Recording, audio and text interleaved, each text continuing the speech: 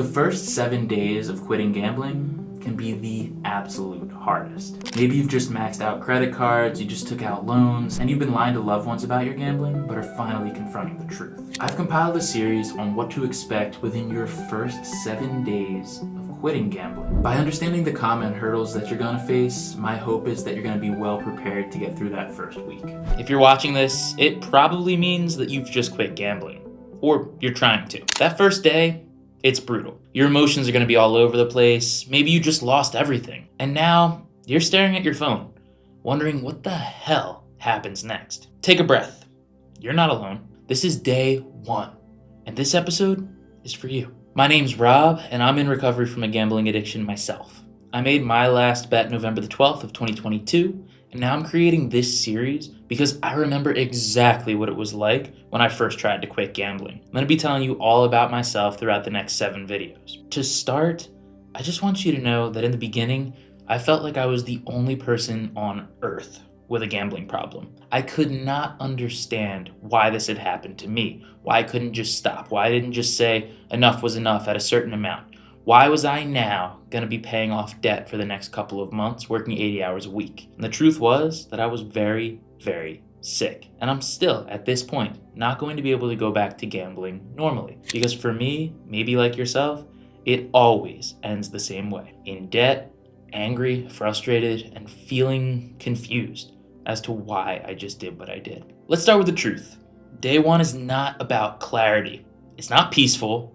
It's not some huge relief. For most of us, day 1 comes after a huge emotional crash. It did for me. The last day that I gambled, I went on a 12-hour binge. I had this thought about 8 hours in that finally got me to stop gambling. Essentially, I had taken my entire net worth out in cash advances on a credit card, and I was carrying around a wad of cash. I went to the bathroom about 8 hours in. When I went to reach for my phone, I dropped that money on the floor by accident. Bills went everywhere, and I panicked trying to pick everything up. And then, after I did, I started to laugh to myself. The reason that I was laughing is because I had the thought, you might as well just throw it back on the floor. Because if you don't, you're gonna go out there, you're gonna lose everything anyway. If someone else picks up this money and leaves with it, maybe someone will have a good day.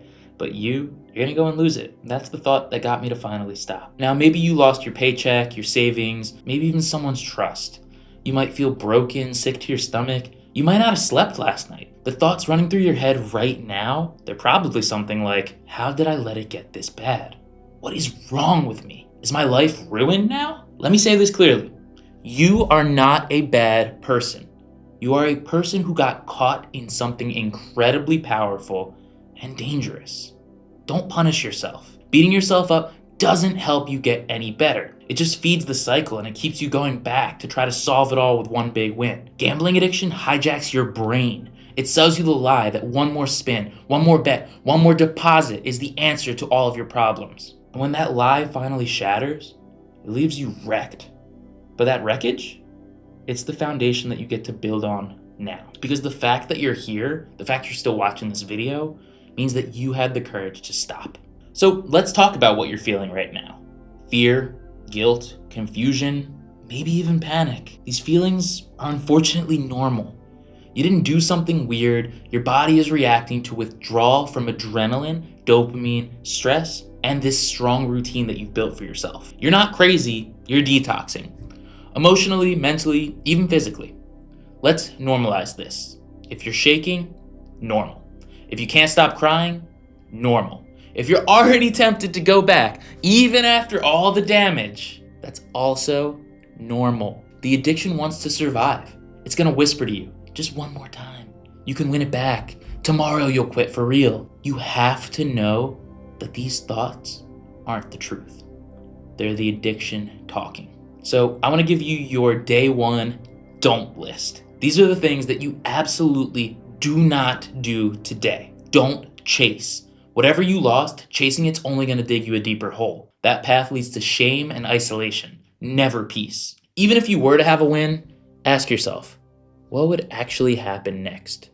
You know, just as well as I do, that it's only a matter of time until you've dug yourself right back into that same exact hole. Next, don't lie to yourself. No, maybe just $50 to calm down, or I'll try again tomorrow for real. That's the addiction trying to survive. Don't go back into gambling spaces, physically or digitally. Stay away from the apps, casinos, online forums, even certain social media pages, maybe even mine. The truth is, gambling already took enough from you. It doesn't get to take today, too. Now let's flip the script. Here are the things that you can and should do today. 1. Tell someone. You don't have to give them your life story. Just say, I'm struggling with gambling and I'm trying to stop. Saying it loud makes it real. It breaks the secrecy. My addiction thrived in silence. Enough of that. 2. Cut off access. Delete the apps, self-exclude, freeze your bank card, or have someone manage your finances. Use blocking tools like Gamban. 3. Rest. You're probably exhausted. Your brain has been in non-stop fight or flight mode for years probably. So if all you do today is not gamble and get some sleep, that's a win in my book. 4. Watch inspirational videos, maybe like this one. Surround yourself with recovery content, not gambling influencers. Not how to beat the system garbage, but real recovery stories, education, and community. You can't fix everything today. You're not supposed to. You just have to not gamble today. And that's it. Before this day ends, I want you to do one powerful thing. Journal why you want to quit. Doesn't have to be long. Just open your notes app or grab a piece of paper and write what will happen if I don't stop gambling. What can my life look like without gambling? What am I sick of feeling? You're really going to want to have this written down so you can refer back to this tomorrow and the next day and the next day. This YouTube title, this video, this timestamp, save it. It's your proof to yourself that you that you chose recovery when it was hard, when it was scary, and when it hurt. This is just day 1. And I know it might not feel like much, but it's everything. You're still there. That means something. No matter how badly you feel like you've messed up, you've survived 100% of your bad days. And you stop. That's the first brick in a new foundation. Come back tomorrow. We're going to be talking about the cravings that you're probably starting to feel, the noise going on in your brain, and how to survive the chaos. Until then, be gentle with yourself. You made the right choice. And all of this is going to happen by stringing together one day at a time. Welcome back. If you're here for day 2, that means you made it through day 1. Now, here comes the part that no one warned you about. The mental chaos, the cravings, the irrational thoughts, that voice in your head screaming to just go back one more time. Let's talk about it. Let's get through it together. Once again, I'm Rob and I'm in recovery from a gambling addiction. I made my last bet November the 12th of 2022. Today I'm going to be talking all about the urges and cravings that I was feeling during my gambling addiction. This series is built to help you navigate the first 7 days after you stop gambling. It will get easier, we just have to take things one day at a time. So let's dive into day 2. Cravings aren't weakness. They are a result of real changes in your brain chemistry. You spent weeks, months, probably even years wiring your brain to expect a dopamine hit from gambling. Now, your brain is panicking. It's telling you, we need that hit. We need that rush. It's not your fault that it feels this. It's intense, but it is your job to learn how to deal with it. Cravings come in waves. They build, they peak, and they fade away. What feels unbearable now will not feel the same in an hour, or maybe even 5 minutes from now. I remember the first time that I felt a really strong urge, this stint of recovery that I'm on now. It was February of 2023, I believe. It was the Eagles playing the Chiefs in the Super Bowl. But I was having a Super Bowl party at my house, and it was like all of my friends were there. Everyone was talking about the bets that they had, the Super Bowl like squares that they were doing, that kind of stuff. I was a couple months away from gambling at this point. It wasn't, day 2 at this point for me, but it still felt like really intense. Like I felt left out of the conversation. I felt the temptation to go and place a bet just so that I could feel part of the group almost. But that again was my brain trying to trick me into going back to the very thing that I knew was destroying me. And I'm going to be talking all today about ways that you can reduce these urges, ways that you can handle them when they do arise. And the thing that really helped me that day was the delay method. I actually told myself, okay, I'll gamble today, but I'm going to do it 5 minutes from now. Then 5 minutes would go by and I'd say, I'll do it 10 minutes from now. And then slowly but surely, the urge began to fade away, and I was more interested in the buffalo chicken dip that my girlfriend made. Delaying sounds like a stupid idea, but it's all about just letting the urge subside before you take any actions that you know deep down are going to be bad for you. Of course, more techniques to come as we progress through this video. So it's day 2. Have you noticed the thoughts coming in? You messed up your finances. Gambling's the only way out of this. You've already done so much damage, might as well keep going, right? These are not your thoughts. These are addiction thoughts, driven by withdrawal and fear. You are not broken, you are healing. Healing doesn't feel peaceful in the beginning, and it doesn't always feel peaceful at the end either. It feels noisy, loud, and uncomfortable, but you're not powerless. You can interrupt this pattern. I promise you. There's a big difference between white knuckling your way through cravings and actively managing them. White knuckling looks like pacing around your room, scrolling social media, and basically just trying not to scream. But managing looks like getting up and going for a walk, calling a friend, journaling what you're doing push-ups even though they suck and I need to do more, playing a game on your phone that isn't gambling related, listening to music, breathing. You don't need to be perfect. You just need something that interrupts the spiral. And if the urge hits hard, you don't have to beat it for a whole day. Just beat it for 5 minutes. Delay, delay, delay until it goes away. Now let's try something together right now. And I need this more than you know. Take a deep breath in through your nose for 4 seconds. Hold for 4 seconds and then exhale through your mouth for 6 seconds.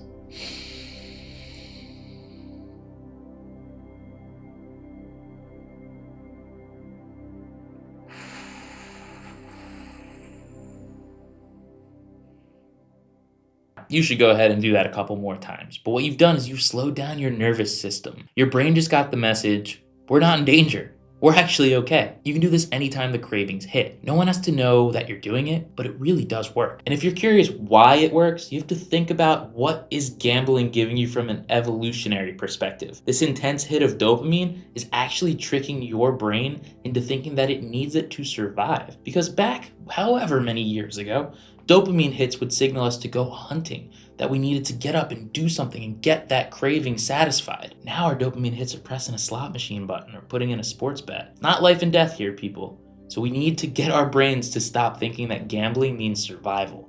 We need to slow down. Today, I want you to do 2 things. Number 1, create a distraction list. Write down 10 things that you can do instead of gambling to get your mind off it while you process those urges. And 2, create a 5-minute survival routine. This is your emergency response plan for cravings. It could be those deep breaths, it could be more journaling, it could be going to the gym, whatever it is for you. I remember that when I first quit gambling, I was doing a lot of hot yoga. Crazy, I guess, as it sounds, but essentially anytime that I would have a very strong urge, I would try to do some physical activity. I was sweating a lot, but at the end of the day, it was an hour and a half of time where I was kind of separating from the thoughts, slowing down, focusing on breathing, because if I didn't, I was gonna pass out from the extreme heat that we were in. The truth is, we need to do something to actively take our mind off of these cravings, and whatever that might be for you. It could be going and playing pickleball, it could be journaling, it could be going and talking to a friend, it could be going out for a meal with your family. It's just to get your mind actively off of the craving. You've got this. These urges that you're feeling are unfortunately normal. But I promise, as you continue to stack days up, as you continue to build up your toolbox, it will get easier. Day 2 is a fight, but it's a fight that you can win. Cravings are loud, but they're not forever, I promise you. Tomorrow, we're gonna be talking about guilt, shame, and how to stop drowning in it. But for now, just breathe.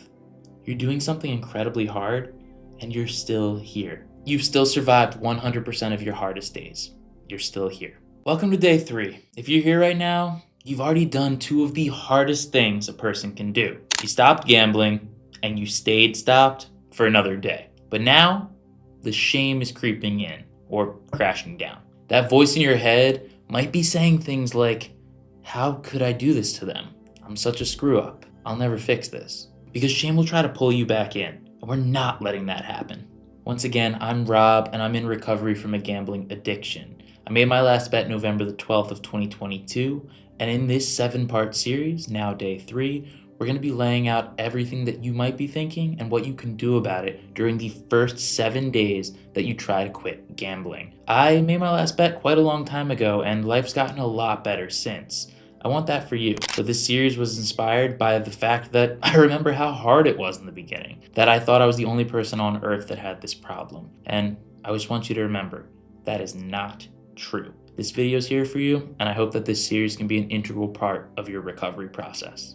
So it's day 3. You might be thinking about the debt, the secret credit cards, the lies, the stealing, the double life. You might be remembering times you promised someone that I'm done, and then turned around and gambled the same night. That's the weight that so many of us carry. Not just the losses, but the betrayals. The ones that we told ourselves weren't that bad in the moment, but now we look back and we're ashamed of them. Here's what I want to tell you.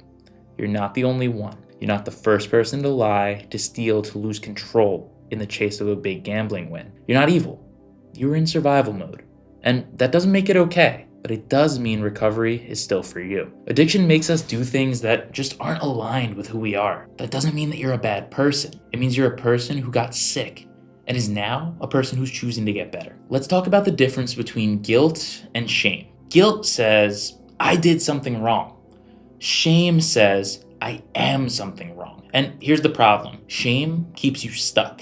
Shame says you're broken beyond repair, that you might as well keep gambling. Shame says to do it again, because what's the point of getting better? Now, guilt can be useful. Guilt means that you care. Guilt can become motivation. It can help you make amends, change direction, and rebuild. You don't need to avoid guilt.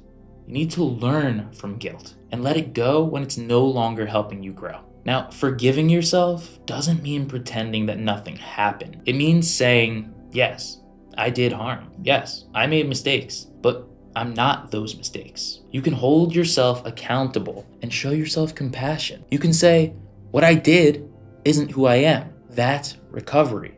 Owning the damage without letting it define your future. You won't forgive yourself in a day, let's be honest, but the process starts right now. Every day that you choose recovery, you earn back a little bit more trust with yourself. When I first quit gambling, I had to come to terms with the fact that for years, I lied to my friends, my family, girlfriends, basically everyone that I knew, almost for no reason at a certain point. It had reached a point where if I was shopping for peanut butter, I'd say I was shopping for apples, just because I was so used to covering everything up with a lie that it made me feel impulsively that I had to tell one. I can remember the guilt that I felt when I came to tell my family, hey, the money that you'd given me to cover rent actually went on a parlay. Because I had always told myself, once you get the win, you'll pay everyone back and everyone will forgive you. Everything will be fine. The problem was the win that would accomplish that goal always got further and further away because I kept changing the goalpost. I kept moving the goalpost. I would say, after I win X amount of dollars, I'll quit and I'll pay everyone back and it'll be fine. Then I'd have that win and it didn't feel like enough because it was never about the money. It was always about getting that next bet in. And so there were plenty of lies and there was plenty to be guilty about along the way. But I had to accept that. And I had to move forward recognizing that that's something that I did, but something that I would never allow myself to do again. Maybe you slipped up before. Maybe you quit and went back to gambling. That doesn't mean that you're hopeless.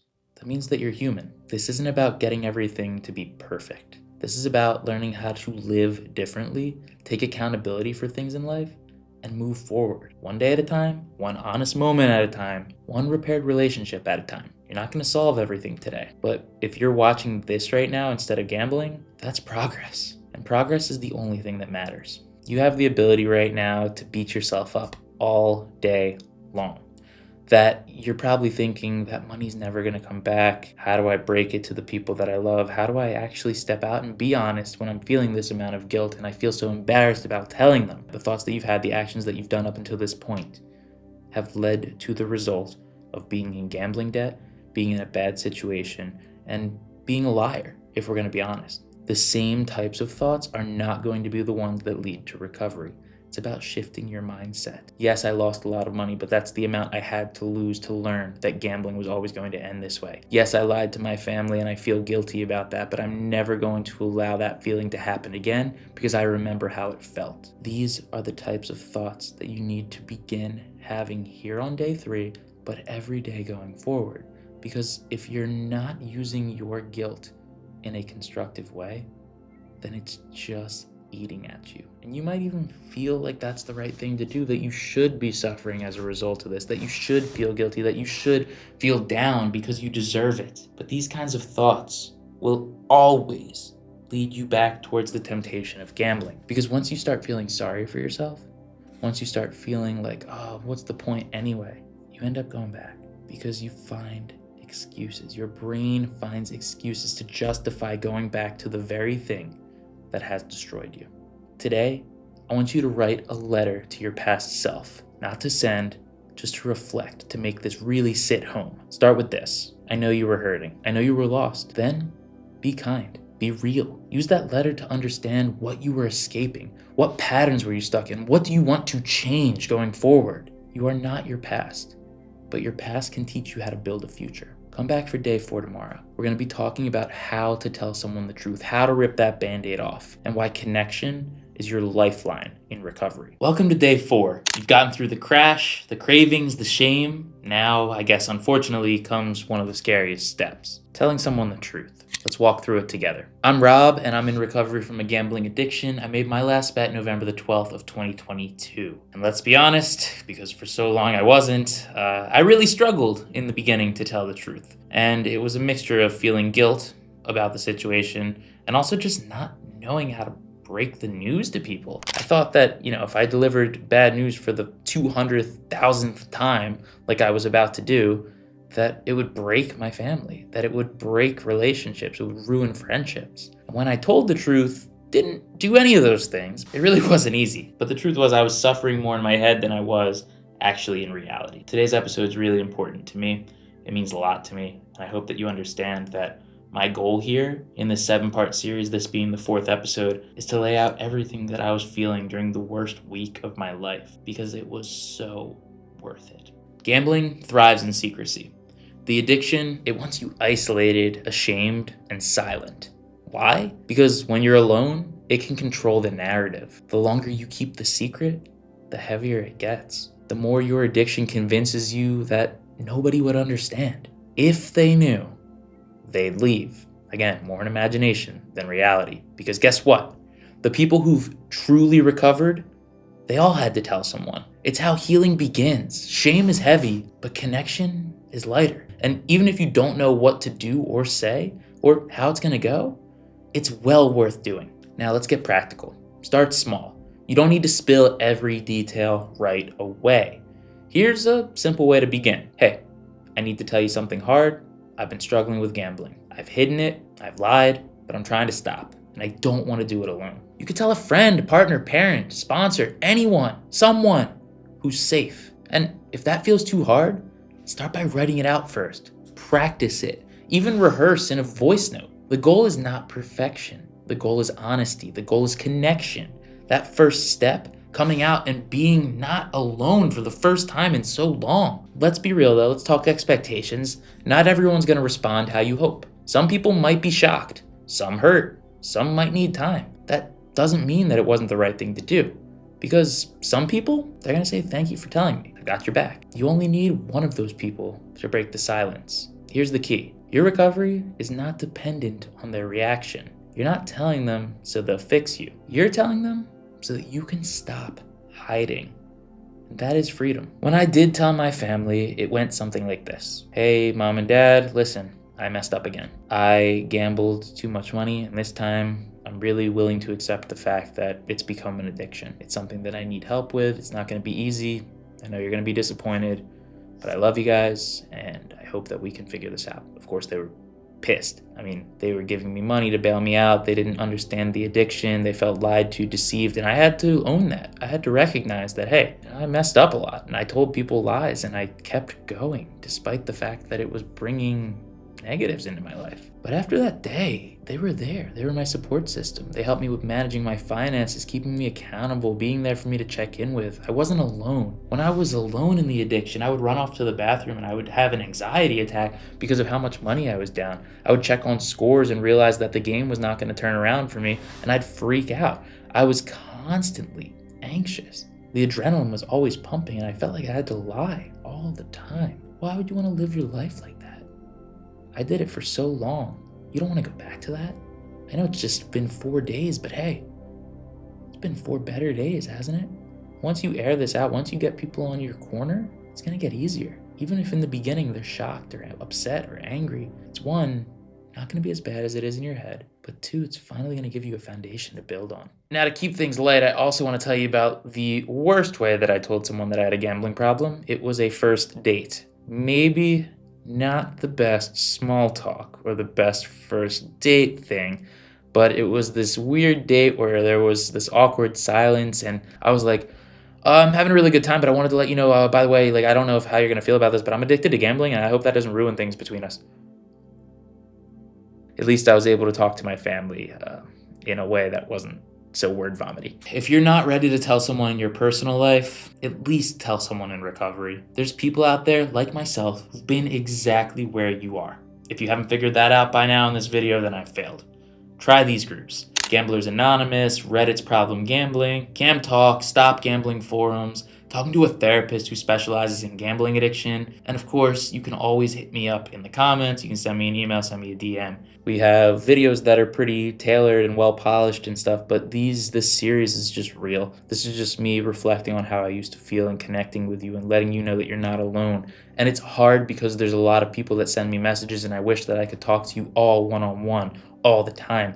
But it's really difficult to keep up with everything while maintaining my own recovery. I do what I can, and I want you to reach out if you're feeling alone, because you're absolutely not. And I promise, try to get back to every single person that sends a message. When someone looks at you and they say, "Me too," something changes in your brain. You start believing that you're not broken, you're just human, and you're getting better. Today's mission is simple. Tell one person the truth. Say the words, send the message.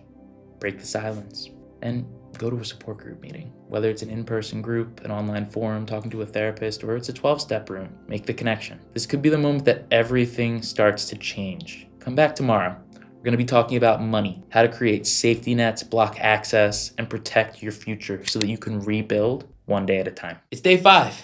You've made progress. You've stayed away from gambling. You even maybe started to tell the truth a little bit. But now it's time to deal with some of the trap doors. The quick ways back into gambling. The moments where one click, one swipe, one deposit can unravel everything. Today is about putting barriers in place. This is your safety net day. I'm Rob. I made my last bet November the 12th, 2022, and this is day 5 of a 7-day series where I aim to help you navigate the first week getting clean from a gambling addiction. I remember exactly how I felt in the beginning, and today's episode is so important to me because had I not put these barriers in place, whether access-wise to the casinos or financial barriers in place-wise to my own bank accounts, who knows what would have happened. These things were life-saving and life-changing for me. And I really truly hope that you get the same experience out of it that I got just 2.5 years ago. Now, noting that it's day 5, you're probably feeling a little bit stronger, a little more confident. But this is also where many people relapse because you're relying on willpower. Let me be clear. Willpower alone, just not wanting to gamble, won't save you. Not yet. Gambling addiction is sneaky. It's triggered by boredom, stress, a text from the bank telling you you're broke, a highlight reel on Instagram of your ex. So you need systems, not just good intentions, for when these things do arise. Recovery isn't just about stopping. It's about making it harder to fall back into the same old patterns. Here are tools that can make a huge difference in your process. First, getting something like Gamban to block gambling apps and websites from your devices is huge. Once you install them on your devices, it makes it much more difficult to access the temptations that are right in front of you. Next, sign up for self-exclusion programs from casinos or online platforms. These legally bar you from returning or using their site. Next, limit screen time. Turn off notifications, move high-risk apps off your home screen, create friction. Delete all your gambling accounts, email them, requesting permanent closure and again self-exclusion, removed any saved payment info. Every single layer of resistance here helps. You're not weak by doing this, you're setting yourself up to win. The fewer doors you leave open, the harder it is for addiction to sneak back in. This was enormous for me. One of the reasons that I went back to gambling was that I had moved from New Jersey to Pennsylvania. Though that was just about a 15-minute drive, it changed the laws by which I was operating under. And I had done the self-exclusions from New Jersey during a time where I lost a bunch of money gambling, which is usually when you would do a self-exclusion. But moving to Pennsylvania opened up a new set of temptations because now I wasn't self-excluded in that state. I could gamble on most of the apps that I wanted to gamble. And so not doing the self-exclusion ahead of time really set me up for disaster. And by making it difficult to access gambling, you're going back and giving yourself that time to think, is this a decision that I want to make? Giving yourself that mental space to think about the decision instead of just doing it on impulse or out of habit is what recovery is all about. Next, let's talk about the real enabler here, money. Money is the fuel for this addiction. It's what we use to get our high. So limit your access to it. Ask someone that you trust to help manage your money temporarily. You can use a prepaid debit card with a small daily allowance or a weekly allowance of cash, maybe if you're an online gambler. Set up banking alerts and restrictions and use a separate account for bills that you don't touch. Block gambling transactions with your bank. Many offer this now, especially over in Europe. And remember that this isn't forever. This isn't a punishment. This is protection. You're not saying, I don't trust myself. You're saying, I don't trust the addiction. And I don't want to give it a chance to hurt me. That's strength. That's recovery. Now, listen, I understand that this step is probably the hardest one. It's the one that felt the worst for me. And the reason that it felt the worst for me was because I was a 24-year-old man now asking his mom to manage his bank account with him. It felt embarrassing, but I think that's what I was telling myself in my head to try to talk myself into keeping control of my own money. And the truth was, I was going to gamble that money if given the proper access to it. I just wanted to have the control. And so I made up this story of it being embarrassing to kind of fight to maintain that control. But the reality was I didn't need it. And switching to that system of just carrying the amount of cash that I needed on a weekly basis for my expenses really didn't change anything about my day-to-day life. In fact, it helped me to budget, it helped me to save more. And the only real problem was that I felt embarrassed. I mean, I'll take that any day over digging myself out of debt, right? Really ask yourself, is your hesitancy to bring someone else in on your finances real? Or is it just an excuse in order to continue to gamble? If you're honest with yourself, I'm imagining that you're gonna find it being the latter. Now we need to talk about if you're buried in debt. Shame might be eating at you. You're not the first person to gamble yourself into a financial mess, and unfortunately, you're not gonna be the last. You can call your creditors. Be honest. Ask if they have hardship plans, deferments, or payment plans, because most do. And if you need help, contact an agency like GamFin. If you live in certain states, they give you free financial counseling that will help you to rebuild your life coming back from gambling debt. I'm gonna link them in the description. They're not technically sponsoring this video, but I have worked with them in the past. I think they provide a good service. So check and see if you're eligible in your state. And if not, try to find someone that you can talk to actually help you lay out all your debts and understand what needs to get paid back, when does it need to get paid back, how much is coming in, how much is going out, and what do I need to do to make this situation better. Having clarity in the situation will lead to fewer urges to try to win it all back at once with gambling, because that is a spiral of hell that you do not want to keep going down. So listen, no, this isn't gonna fix everything overnight, but it's gonna give you some breathing room, and right now, that's what you need. You need to keep making small, correct decisions and keep moving forward. Your mission today is critical. Lock down your access. Self-exclude from the apps and casinos. Hand over financial control to someone that you trust, and just know that it's not going to be forever. Every barrier that you build gives you one more chance to pause and to choose recovery. This might feel extreme, but trust me, it's not that extreme, and it worked for me. Gambling addiction is extreme. What you're doing is necessary. Tomorrow, we're going to talk about what happens when the rush disappears, the emptiness that creeps in. You're doing the hard work right now. Just keep pushing forward, one day at a time. Welcome to day 6. At this point, you might not feel proud yet. You might not feel strong yet. You might just feel empty. The chaos is gone, the rush is gone, and now you're left with space.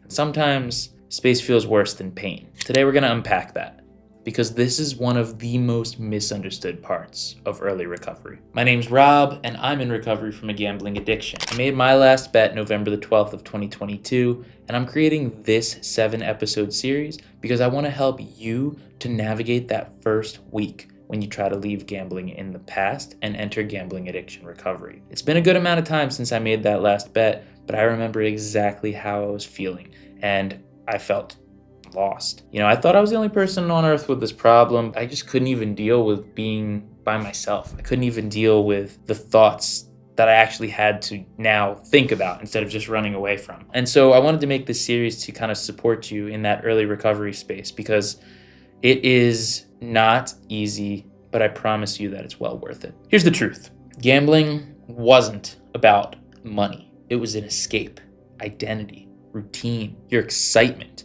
When you take that away, it can feel like there's nothing left. No stimulation, no sense of control.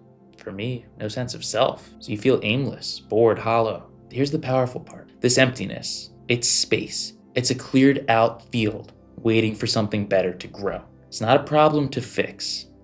It's an invitation. Boredom is one of the top relapse triggers, not sadness, not stress, boredom. Because it doesn't scream, it whispers. And the whisper sounds like, what's the harm of just one bet? One bet wouldn't hurt. You have nothing else going on anyways. The money's coming back. You're doing fine. Those whispers are just the beginning of the spiral. So instead of fighting boredom, I want you to prepare for it. So today I want you to make a list of recovery-friendly activities. Doesn't need to be dramatic, but maybe going for a walk, watching a podcast, cooking something new, hitting up the gym, calling someone who knows what you're trying to do. I don't want you to wait to feel like it. Just do that. Let your actions lead your emotions. And we need to do something like this because gambling gave us more than a high. It gave us numbing. When things were painful, stressful, boring, lonely, gambling gave us a fix. It let us disappear. When you remove gambling, all the emotions that you've been feeling the whole time start to rise. And it's not just boredom you're feeling, it's everything that you've pushed down. That's a really good thing, even if it doesn't feel like it. Because now you can actually deal with the root causes of these problems. You're not escaping anymore. You're facing, you're healing. It's uncomfortable, but it's honest. So that list of recovery-friendly activities, let that guide you through the boredom. Be mindful while you're working through those lists that now you're creating the space in your life to be able to actually tackle the problems that are coming your way. And this is where I like to say, recovery is not rainbows shooting out your ass and gumdrops falling from the sky. It is actually quite miserable sometimes, which doesn't sound like a very strong sell on a series telling you that you should recover from a gambling addiction. But I'm going to be honest with you. Not every day is a good day.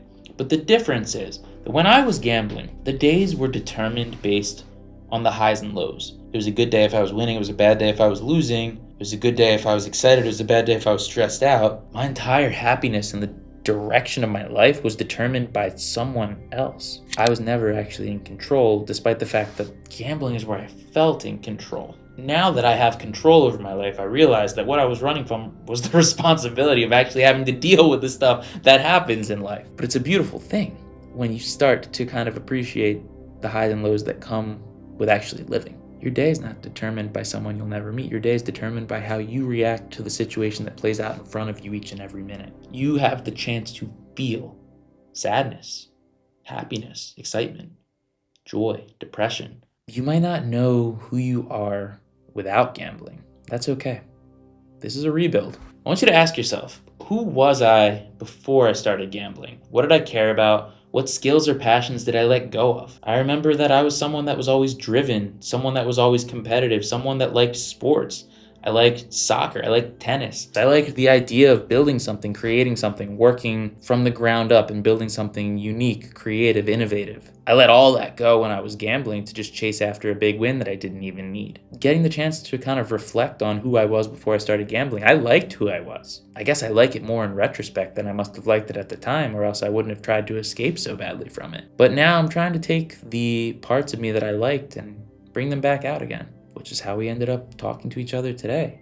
This project is my passion now. Try new things, even if they feel awkward, even if they don't work. Because recovery isn't about swapping gambling for a new addiction. It's about rediscovering the version of you that doesn't need to run anymore. You're not replacing gambling with one thing.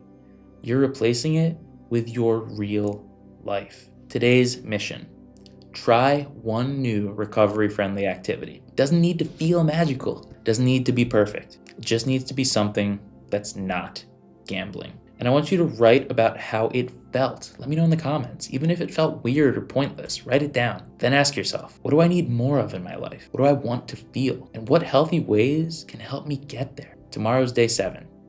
We're gonna reflect, celebrate, and talk about what's next on your journey. You're still here. You've still defeated 100% of your bad days, And that really matters. I hope that you're beginning to feel again. I hope that what I talked about wasn't just a word vomit and that it actually helps you in your recovery. And I can't wait to see you tomorrow. You made it! 7 days without gambling. 7 days of urges, emotion, discomfort, and growth. You might not feel like a new person yet, but let's pause and acknowledge this. You did what many people don't. You started, and you kept going. That matters. My name's Rob, and this is the final episode of a 7-day series where I am trying to lay out everything that I did in early recovery from gambling addiction. I made my last bet on November the 12th of 2022, and this channel as well as this series is built because I don't want you to ever feel like you're alone in the journey. I've made these last 7 videos because I remember exactly what I felt like the first week that I tried to leave gambling behind. I felt totally empty, isolated, and alone, and of course broke. And I don't want you to feel negative anymore. This series, I truly hope that thus far it's been helpful to your recovery journey, because it took me a lot of trial and error to get to the point where I'm now 2.5+ years clean from gambling, and I hope that I can help you get there just a little bit faster than I did. In the grand scheme of life, 1 week might not sound like much, but in recovery, it's a mountain. You went 7 days without giving in. You chose honesty over secrecy, stillness over chaos, healing over chasing. You proved to yourself that you can live without gambling, even when it felt impossible. Every day you said no, you were building momentum, even if it didn't feel that way. This week wasn't about perfection. It was all about progress. And you made it through. But remember, let's keep it real. 1 week clean doesn't mean that the urges are gone. It doesn't mean the healing is done. The addiction will try to tell you, see, you proved you can stop. Maybe now you can gamble responsibly. That voice is a trap, because this isn't just about stopping. It's about changing your relationship with gambling. You're not entirely fixed.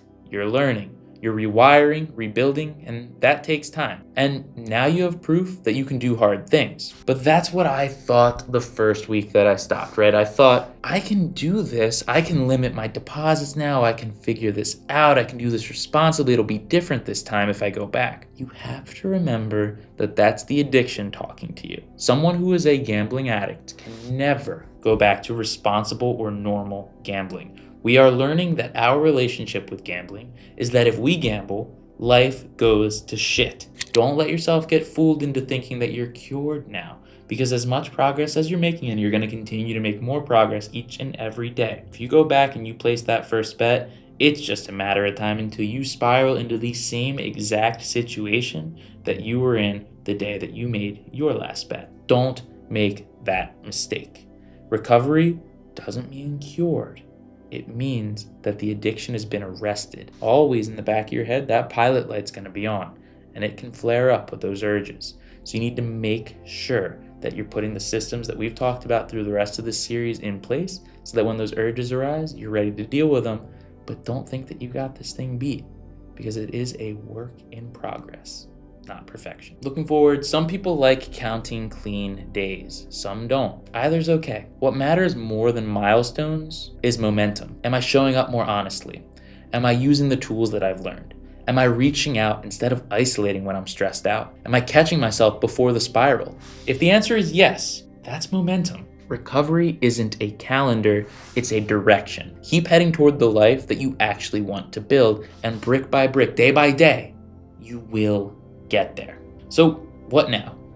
What happens after this video ends after day 7? Here's what your week 2 toolbox might include. A regular meeting, GA, smart recovery, online support groups of some kind, maybe meeting with a therapist who understands gambling addiction, talking to a few people more regularly that you can set up a weekly check-in, a routine that includes structure, not chaos, a plan for when urges hit, like your 5-minute survival guide you built. You've done the emergency response, but now it's time for recovery with depth and stability. But first, celebrate. This is a big deal, seriously. Take a photo, I'm smiling with you. Light a candle, go journal, go for a walk, and tell yourself, I did something hard. Then, you're right back at it with a week 2 plan. What's one recovery action that you're going to commit to? Let me know in the comments below. It could be a meeting, a new routine, opening up to someone, starting therapy. Write it down. Put it in the comments. While you're in the comments, I want you to leave one more message. What would you say to someone that's just starting this series, that's 7 days behind you, that's on day 1? What's something that you would tell them, knowing that you've been where they are? Whatever it is, that's the gift of this journey. Being able to pass it on to the next person that's going through the very same problem that you are. That's why I decided to make this channel. I really didn't know what to do when I stopped. I didn't know how to fill my time, but I also didn't really know how to recover. I knew that I should go to meetings. I knew maybe I should talk to someone, but it all felt so disconnected and impersonal. Being able to talk to this camera, and for a while it was in the basement of my mom's house. Hey mom. It changed my perspective on things. Even though I was alone in the room and I was talking to a camera, it felt like I was engaging with people from all over Earth that had the very same problem that I had. And I'm not telling you that you need to go out and make content, but what I am telling you is I found something that I love to do, that gives me joy.